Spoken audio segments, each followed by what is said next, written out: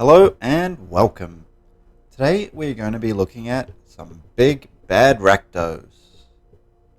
What this deck wants to do is ramp up to the big threats or game finishers such as Breach the Multiverse and our Ixalan.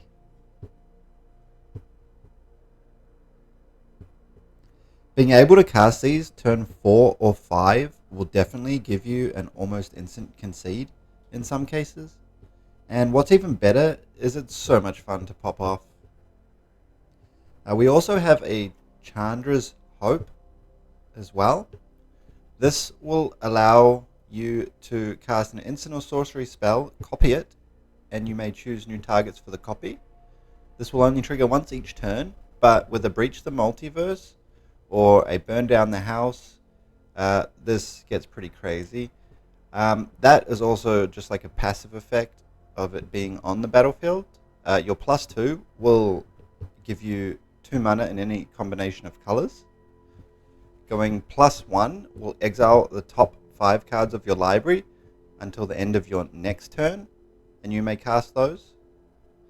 And if you go -X, whatever number you choose, you get to deal that much damage to up to 2 targets. So that is very useful on top of having the Breach the Multiverse and the Ixalan. The idea in the early game is to ramp while minimalizing the threats and keeping the board state manageable. We want to ramp using cards like the Ice Crag here, the Celestis, which will add 1 mana of any color, but it will also allow you to draw additional cards and gain a small amount of health. And we have 4 copies of Big Score in there, which will allow you to discard a card, draw 2, and create 2 treasure tokens, effectively ramping you to your endgame goals. We have 4 copies of Archfiend of the Dross. And the idea here is to destroy your opponent's thoughts of aggro. With this on the field, you can cast Burn Down the House to deal 5 damage to each creature and each planeswalker. Archfiend of the Dross, being at 6 toughness, will survive. And you will keep those beautiful triggers. As for land, there's nothing too crazy.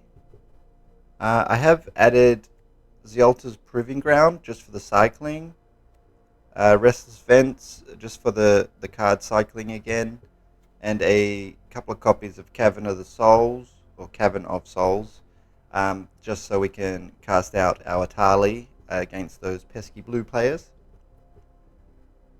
As far as removal, we just have 2 Sheoldred's Edict, 4 Go for the Throats, 3 Brotherhood's End, and 4 Burn Down the House.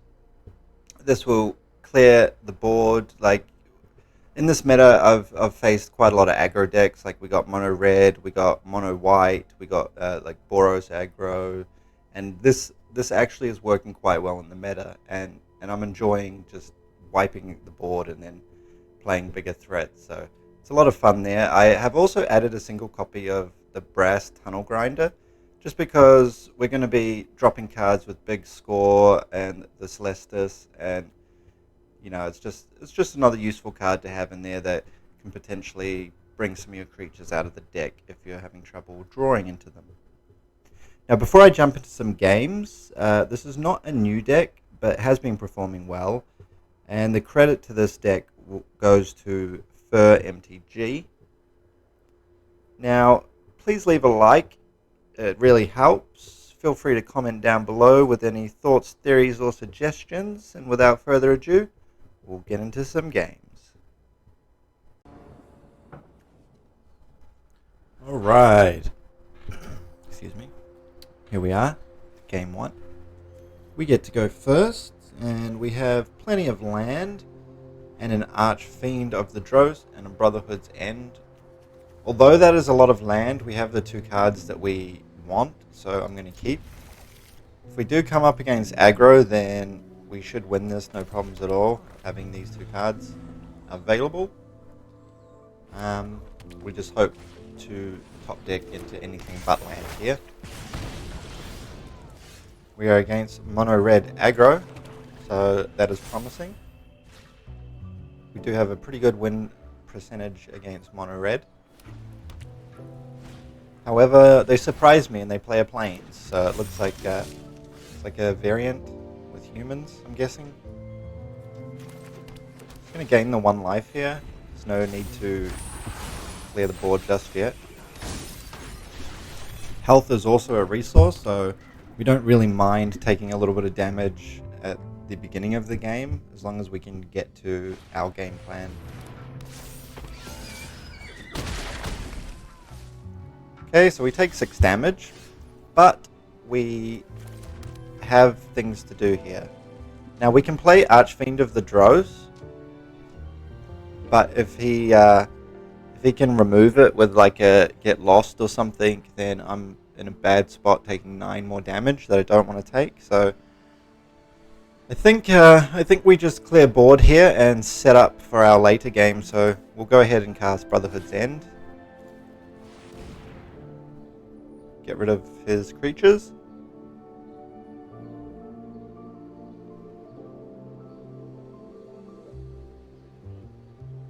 I guess he's thinking.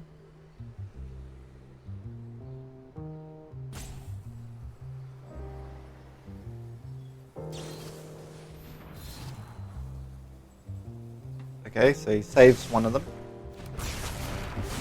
Still puts us in a good spot. We can play our Archfiend next turn, giving us a blocker. His bunny is also a 1/1 now, so it's not threatening just yet. That's still fine by me. Okay, we're still sitting pretty healthy.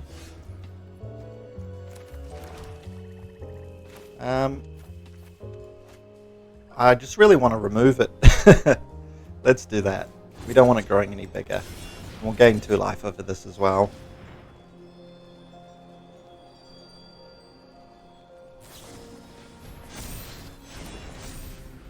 Well, he keeps it alive, but we still gain the 2 life.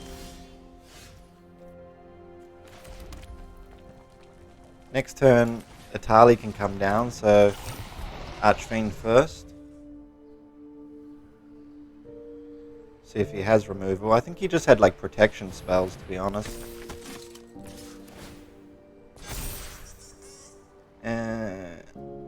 Do I want to take 6 damage? Not necessarily. We will block that one. We can potentially get another copy out with Atali.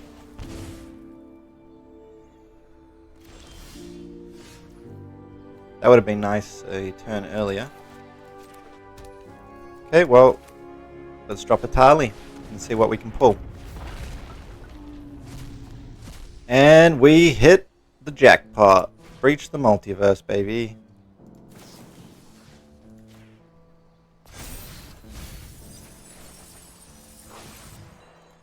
We'll take an Archfiend, and what has our opponent got? I guess we'll take an Impekal.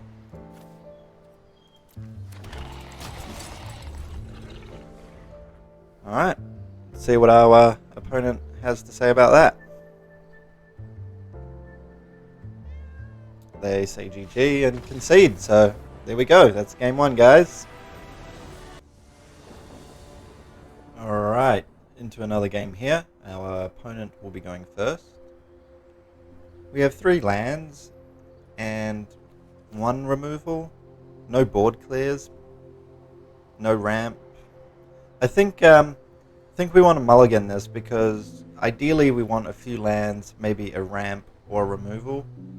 We do have the removal here, but we have no way of cycling through our deck to find what we need. So I think we'll mulligan this.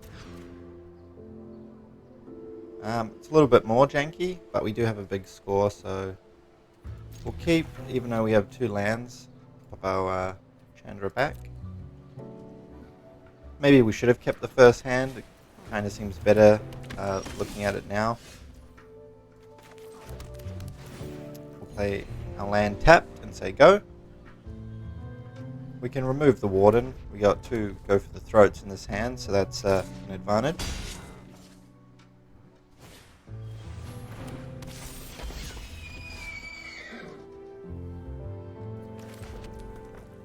We're going to take out the bunny here. We don't want that growing too big. And the Warden of the Inner Sky can only gain counters by tapping 3 untapped permanents. Is it permanents or creatures? Oh, artifacts and or creatures. So they can't gain counters at the moment anyway. Unless one more creature comes down.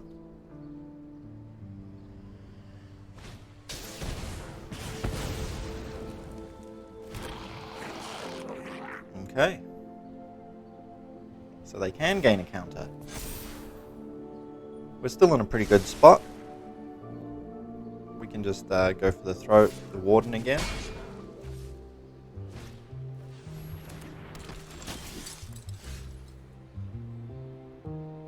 Okay, I don't mind playing a tap land and taking out this Warden over here. We're just basically what we're doing is slowing down the game and working our way to what we want to do. So we can, at the moment, with the hand we have, we just want to sort of get to 5 mana and get rid of everything. Provided we don't die in the meantime.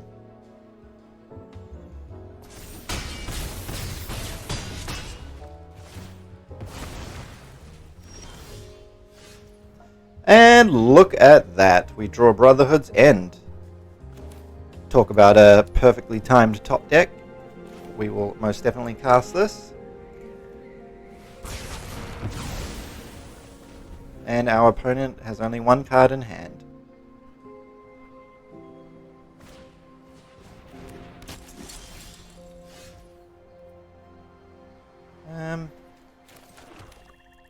I think I would just like to play this as the create 3 tokens. We'll send 1 in, why not? No blocks, didn't expect it.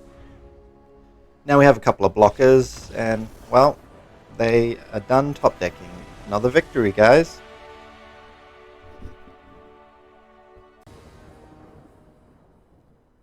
Okay, into another game, and we go first.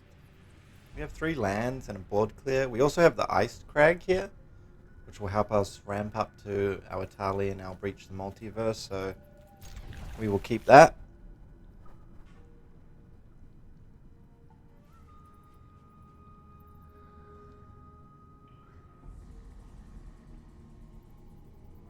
Our opponent is choosing whether to mulligan or not. And they do, they drop to 6 cards.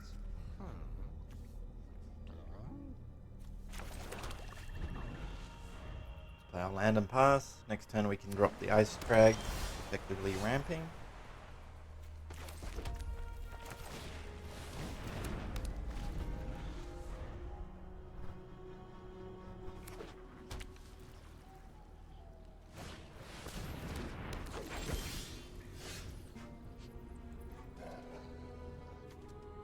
Okay. Our Demolition Field can come down and take care of that land next turn. I should have actually played Cavern of the Souls and gone Phyrexian or Demon to get this out there, so I will actually just sack this straight away. Take out this. And go search for another black source. An additional swamp.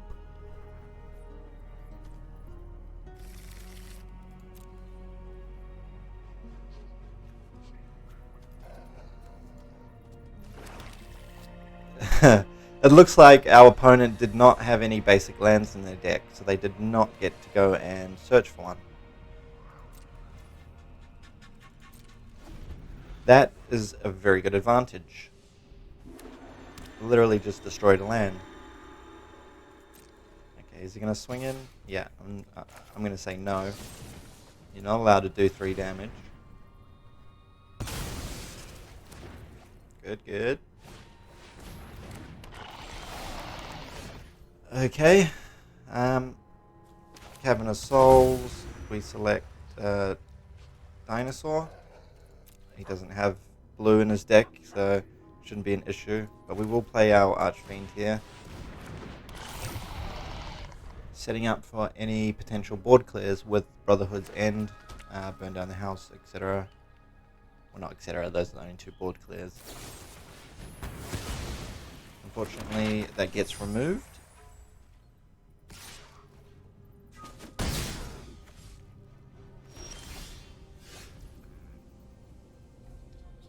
Right. So we can go Tunnel Grinder here. I don't wish to drop any of these cards. I'll submit 0, and we just pull land, but that's okay. We're at 6 mana now, so next turn if we top deck a land, Atali can come down. If not, we can Brotherhood End potentially. We draw land, so that means Atali. And see what we can get with this.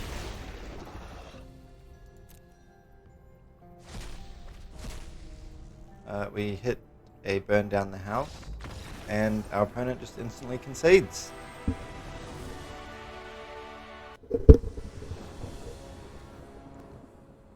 Alright, our opponent will be going first. We have a 3-land hand. We have Go for the Throat, Brotherhood's End. We have Ramp. We are keeping.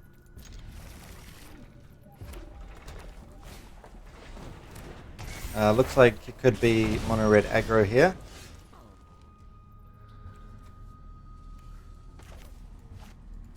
Get our tap lands out the way.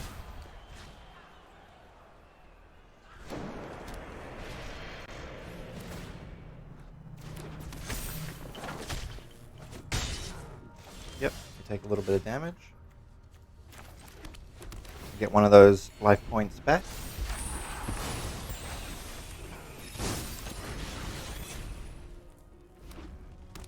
We see another creature, yeah. He still has 2 mana open. Monstrous Rage, fair enough. Okay, we take that all. We eat that. Going down to 8 health. Still healthy enough. Alright, well, the best turn we can have is Brotherhood's End.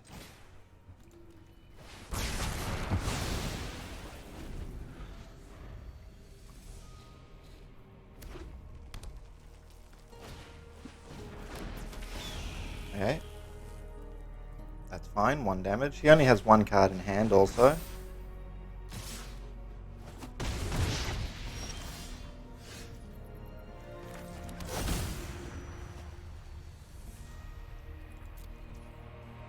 Alright. Now we can do a few things and stuff. Okay, so what we can do is end the turn. I'm happy to end the turn. I don't want to waste Brotherhood's End on 1 creature. He has Mishra's Foundry. We do have Sheldred's Edict and Go for the Throat to clear anything that could do a significant amount of damage. And the following turn, provided we draw a land, we can cast Burn Down the House to clear any other minions. He only has 2 cards in hand to work with, 1 being land, and Bloodthirsty Adversary comes down. Okay.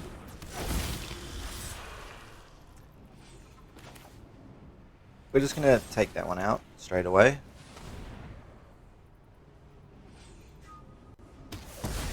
You'll still get to pay the 3, I believe.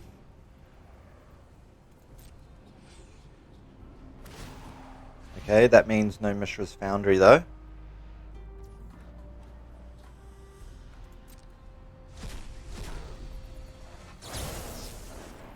And a Monstrous Rage. We will say sack a non-token creature, please.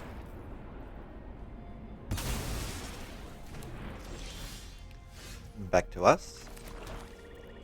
Now, there's no creatures left to clear, so we will cast Creatures of Our Own. 3 Devil tokens. I'm not actually going to attack here though, because there's a Mishra's Foundry. Oh! No, I don't think it's worth swinging in. 3 damage is not going to do much at this stage. I'd rather the blockers.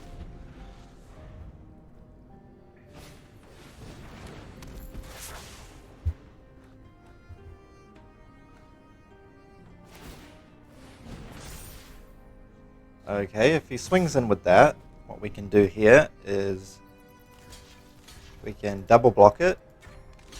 That will destroy the land. And then, because when these die, I get to deal 1 damage to any target, which will take out the little dwarf wizard here. Perfect. Now we go big score.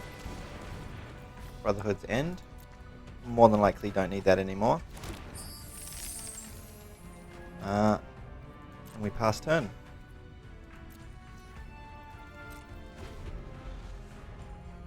We have 7 mana available, so next turn Itali can come down.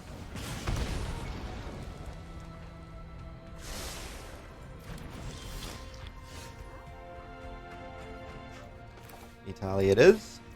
We are on 3 life, so it's a little risky.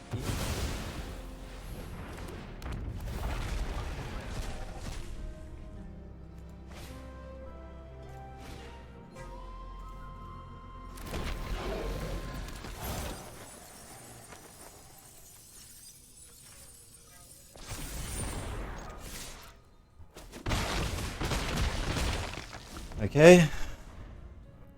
Now, as long as he doesn't draw a lightning bolt, we should be fine. In fact, we can get away from lightning bolt.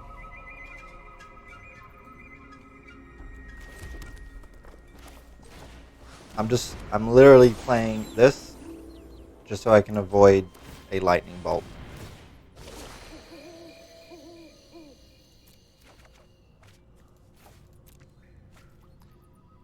Okay, now 7, 8, 9, 10. Yep, that was 14 exactly. GG's.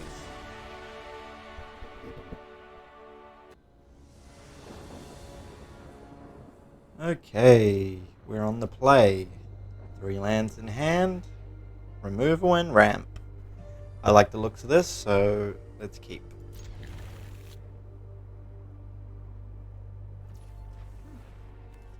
I'll tap land first. Next turn we can ramp using the Ice Crag.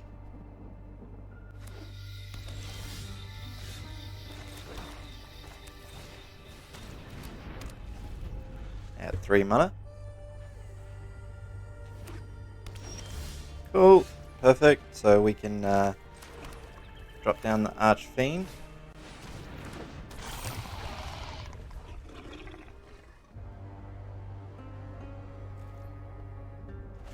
Surely he's got some removal here. Probably not long for this world, this Archfiend. Yep, we see a Liliana. Happy to help, but I'm taking the credit when we win. Ah, one of your friends has to leave. Well, there's our next red source. And we'll just get that Archfiend back, shall we?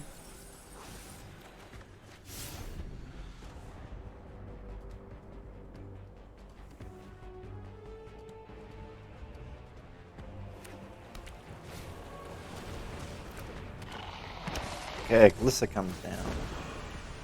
I must say, this person has very pretty cards.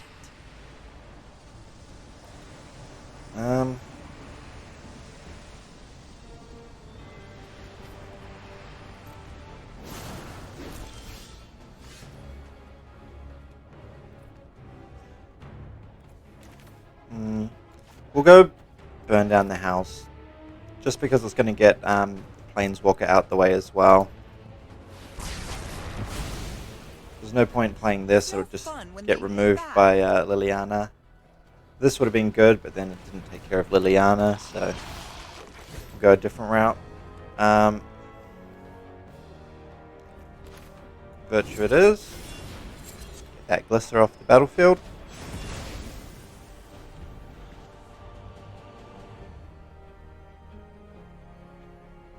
Just need a couple more lands here to reach Italy and Breach the Multiverse.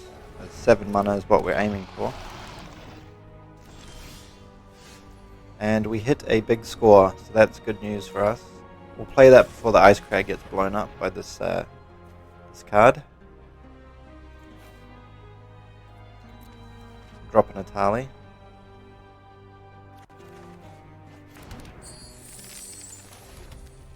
We do hit our lands here, taking us to 8 mana.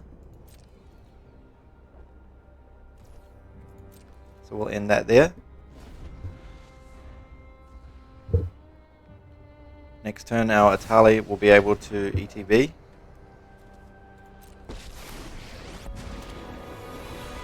I'll have this fight finished before brunch.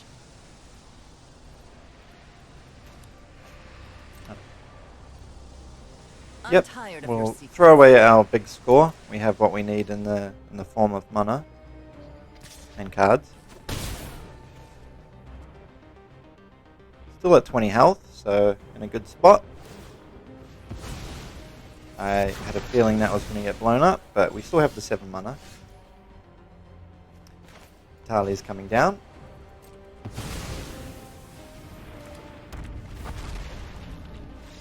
And instant concede.